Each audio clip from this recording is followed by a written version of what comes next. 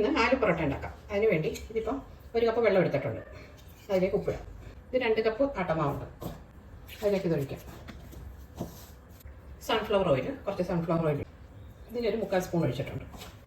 ഇത് കുഴച്ചെടുത്ത് ഇത് 3 പൊട്ടറ്റോ പുഴുങ്ങി പൊടിച്ചെടുത്താണ്. ഒരു പീസ് ഇഞ്ചി ചെറുതായിട്ട് അരിഞ്ഞത്, പച്ചമുളക്, ഒരു സവാള, ഒരു കുഞ്ഞ് സവാള ചെറുതായിട്ട് അരിഞ്ഞത് അതിടാം. 1 teaspoon garam masala powder, 1/4 teaspoon മഞ്ഞൾപ്പൊടി, 1/4 ടീസ്പൂൺ ജീരകം, ആവശ്യത്തിന് ഉപ്പ്. നന്നായിട്ട് മിക്സ് ചെയ്യാം. ഇതിങ്ങനെ എടുത്ത് ഇനി ഇതൊന്ന് ഫില്ല് ചെയ്യാം.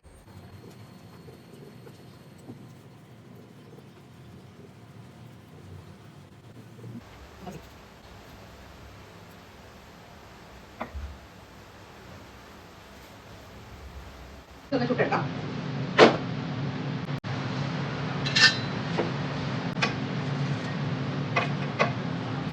ഇതൊന്ന് മുറിച്ച് വെക്കാം.